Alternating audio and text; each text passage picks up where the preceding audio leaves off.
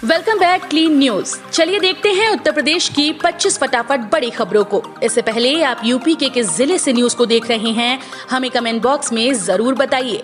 साथ ही daily update रहने के लिए चैनल को सब्सक्राइब कर बेल आइकन को दबाना बिल्कुल न भूलें। आज का लाइक एम 3000 है, उम्मीद करते हैं आप इसे जरूर पूरा करेंगे।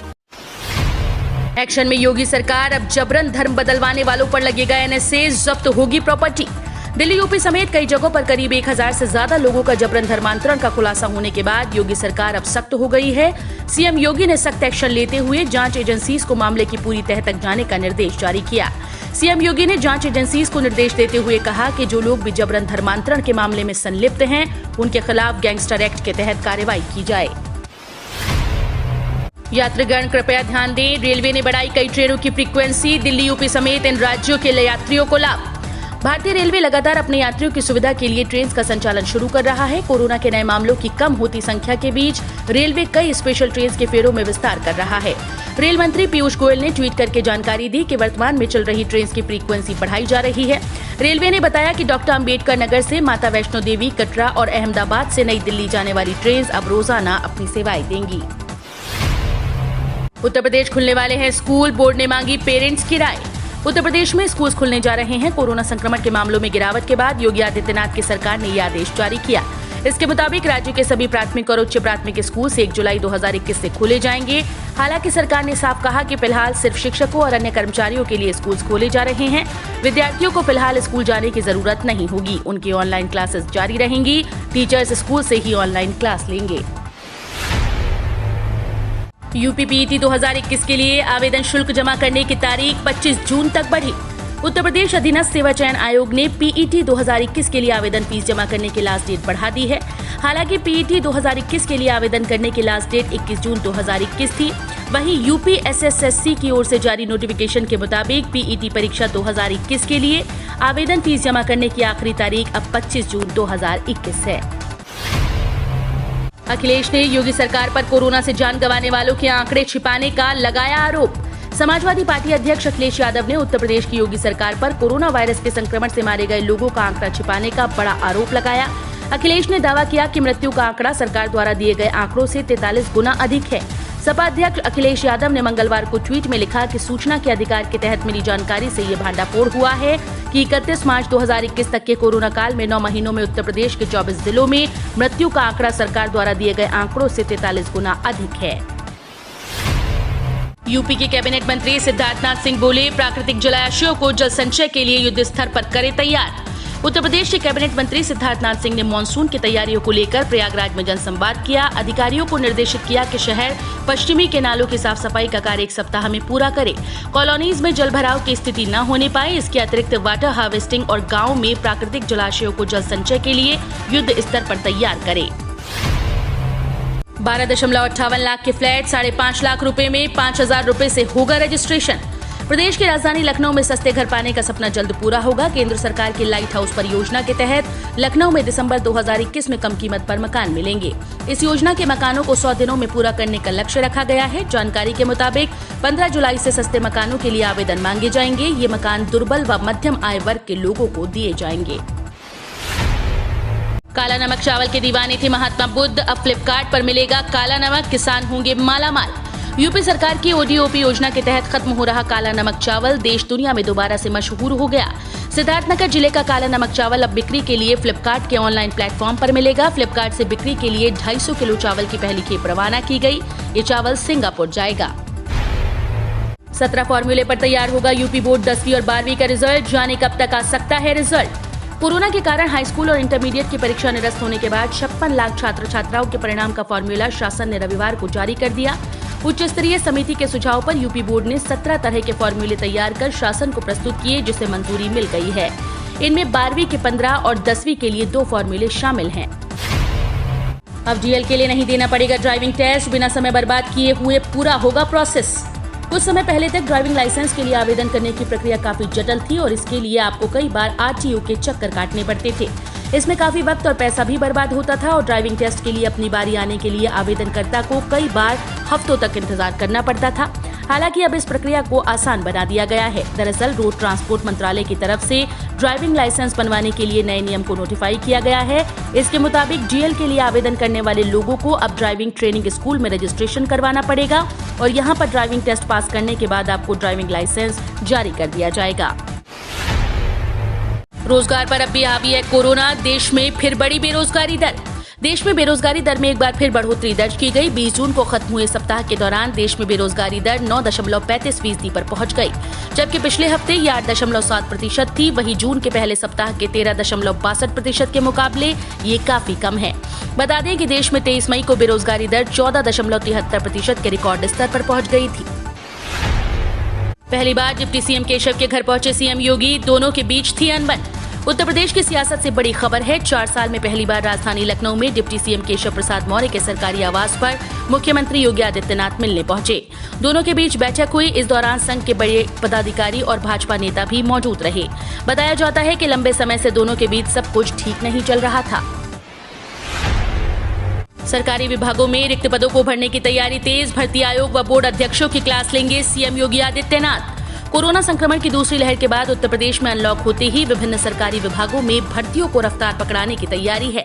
मुख्यमंत्री योगी आदित्यनाथ सभी भर्ती आयोगों और बोर्ड अध्यक्षों की क्लास लेंगे। निर्देश है कि जल्दी ही बैठक बुलाई जाए। ये बैठक इसी माह होने की उम्मीद है। उनसे अब तक कितनी भर्तियां पूरी की हैं और अभी कितनी लंबित है जैसे सवाल भी पूछे जाएंगे। मुनीश्वर भंडारी होंगे इलाहाबाद हाईकोर्ट के मुख्य न्यायाधीश। 26 जून को संभालेंगे कार्यभार। इलाहाबाद हाईकोर्ट के कार्यवाहक चीफ जस्टिस मुनीश्वर भंडारी होंगे। मौजूदा जजों में सबसे सीनियर जस्टिस मुनीश्वर भंडारी को कार्यवाहक चीफ जस्टिस के तौर पर कार्यभार सौंपा जाएगा।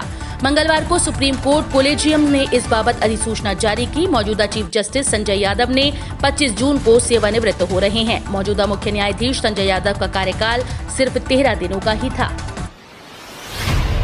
नींव भराई के लिए लगाई गई 120 घन मीटर की क्षमता का प्लांट।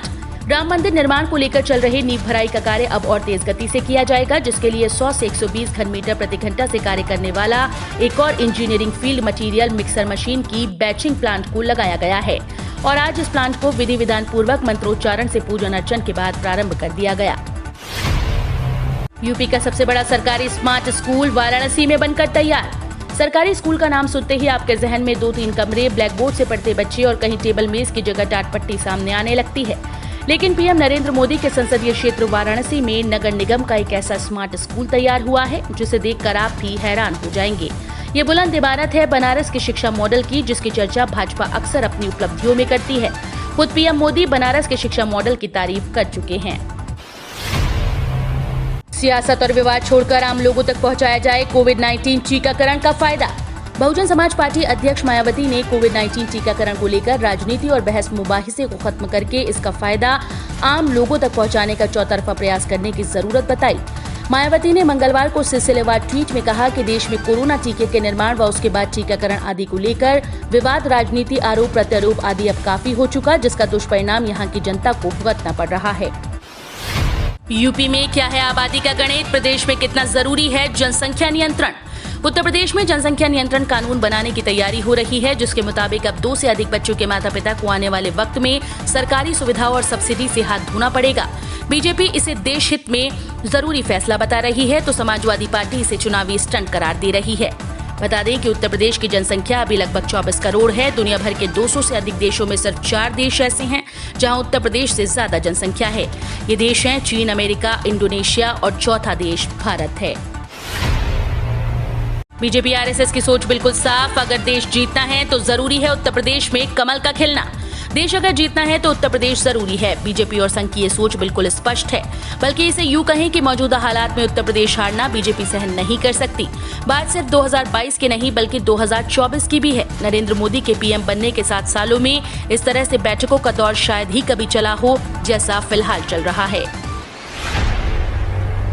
योगी सरकार का फैसला, शूटर दादी चंद्रो तोमर के नाम पर होगा Noida shooting range. Chandro Tomar shooter दादी के नाम से मशहूर अंतर्राष्ट्रीय शूटर चंद्रो तोमर को लेकर उत्तर प्रदेश की योगी आदित्यनाथ सरकार ने बड़ा फैसला लिया है।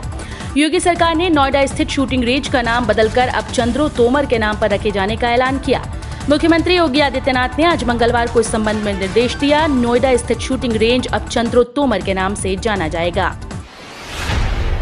दावेदारी के साथ उम्मीदवारों की वफादारी भी परखेंगे ओवैसी। एआईएमआईएम करा रही कॉन्ट्रैक्ट। पूरे देश भर में अपनी पार्टी ऑल इंडिया मजलिस से इत्तेहादुल मुस्लिमीन के विस्तार की योजना में लगे असदुद्दीन ओवैसी का फोकस उत्तर प्रदेश में होने वाले आगामी विधानसभा चुनाव पर है।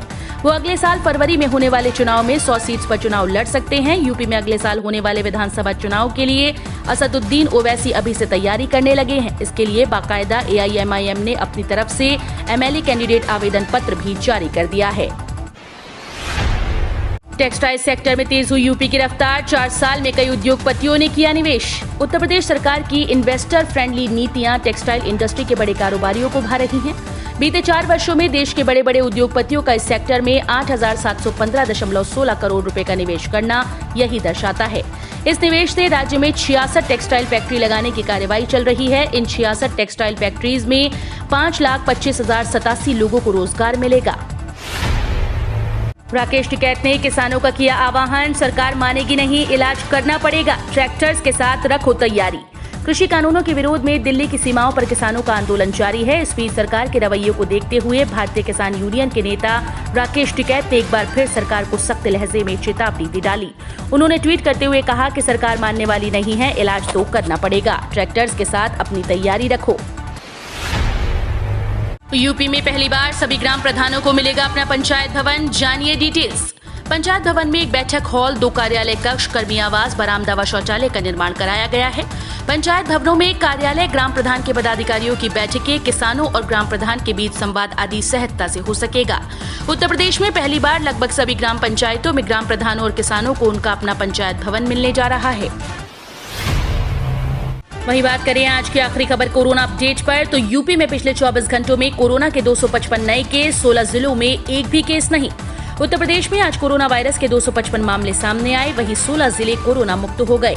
इन 16 जिलों में कोरोना का एक भी मामला सामने नहीं आया। पिछले 24 घंटों में 397 मरीज ठीक हुए हैं। प्रदेश में कोरोना के एक्टिव मामलों की संख्या अब 4000 से कम है। रिकवरी रेट 98.5% है। हम रोज ऐसे ही न्यूज लाते रहेंगे। यदि आपने अभी तक क्लीन न्यूज यूपी को सब्सक्राइब नहीं किया है तो फटाफट सब्सक्राइब कर लें। साथ ही बेल आइकन को प्रेस करना बिल्कुल ना भूलें ताकि लेटेस्ट अपडेट मिस ना हो।